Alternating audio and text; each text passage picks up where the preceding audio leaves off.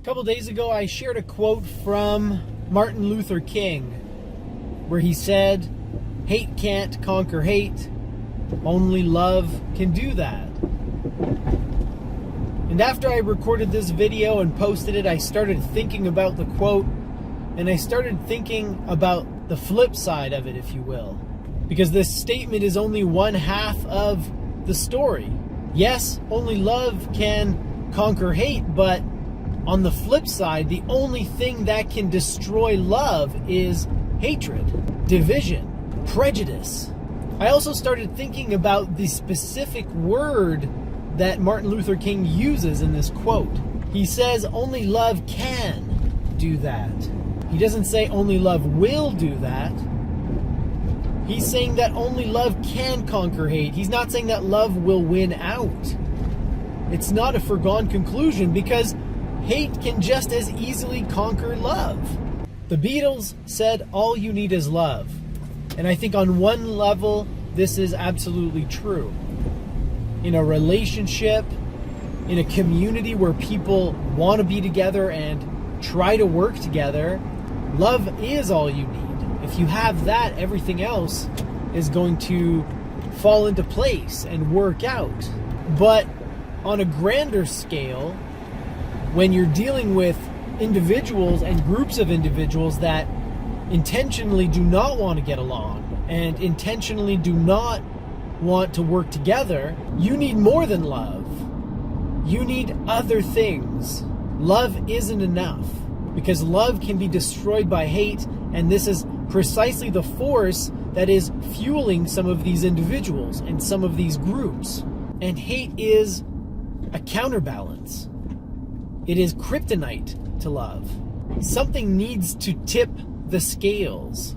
Love and hate seem to negate each other because if you have a group of people who are very loving and very accepting, and you bring them face to face with a group that is very exclusive and very hateful, the hateful, aggressive, violent group is going to win out over the loving ones. In those situations, you need more than love. Or maybe what you need is a different kind of love. Because as you probably know from firsthand experience, there are many different types of love out there. The love that you have for your children is different from the love that you have for your spouse, or for your parents, or for your best friend. There's a kind of love that has no object.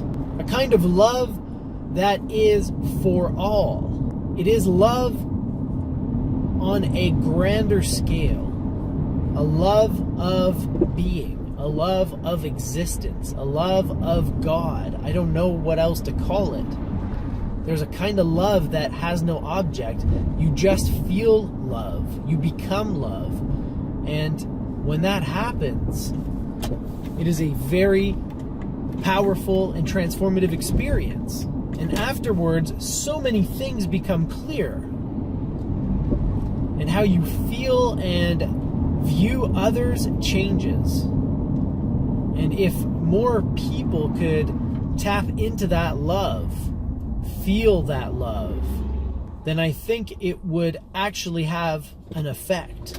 Because this kind of love is complete. It's not narrow or limited. And it transforms everything it touches. And it is possible to feel that love and be that love while at the same time asserting a dominant or defensive physical position. I don't think love is enough.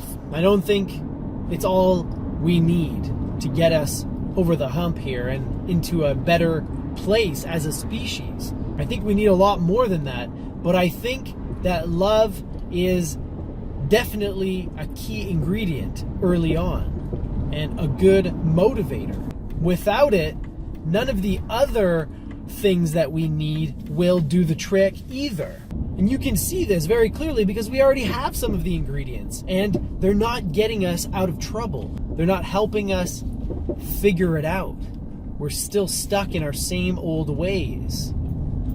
And it's only when we put all of the ingredients together that we'll be able to actually evolve and move forward.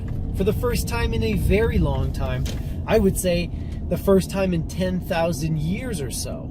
We haven't evolved since we settled down and started this experiment we call civilization. Before that, we were just wanderers, and our lifestyle and our psychology and even our physiology was very different. Since we've settled down, we made a lot of progress in the early centuries of civilization, and then things started to slow down. And what I mean by that is things started to slow down psychologically and culturally. The basic model of civilization has been unchanged since it started 10,000 years ago. Very early on, we fell into this pattern of rule by the few, by the minority, by the elite. And we've been that way ever since. I mean, you can trace this back to the city-states of Sumeria or Mesopotamia. These were independent city-states, and each one was ruled by a god king. And this is apparently the earliest civilization that mainstream historians have ever been able to discover, or at least it's thought by consensus to be the oldest. And that's how they did things. God kings. If you go to Egypt, you have the pharaohs. Same shit. God kings. Right? The nobility, the elite. We fell into this pattern of rule by the few, and we've been there ever since.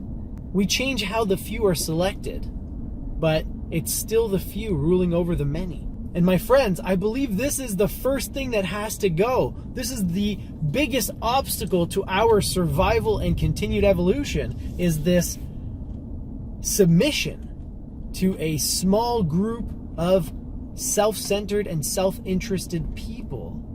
Their interests are not the same as ours. They're not interested in what the 99% are interested in. And as long as the 1% continue to hold all the keys and hold all the power, no amount of love is going to get us out of this mess. And how do you overcome these elites, the 1%, without resorting to violence? That's the dilemma. That's the enigma that we have to solve. We have to find a way to take back control, to take back control of our destiny, and to do so without bloodshed and without hatred and without violence. I think that's what has to happen. A peaceful revolution. A revolution of the mind and the heart, which is followed by a physical revolution, a political revolution, non-violent in nature, whereby humankind takes back control of its own destiny, wrests it away from the hands of the few, and for the first time in our history, assumes independence from the rule of the few. I know this sounds grandiose and utopian. Even if it were to happen, I don't think it would be without problems, and I don't think it would be hassle-free, and who knows, it might not succeed at all, but I still think that's the direction we have to go in. We have to change our definitions of citizenship. We have to look at ourselves globally, and we have to stop believing the old stories that divide us and keep us divided in different opposing factions. Because let me tell you something, only love can conquer hate. Only hate can conquer love. And what better way to cultivate hatred than to create divisions, to create arbitrary distinctions, and to magnify these until they're all anybody can see.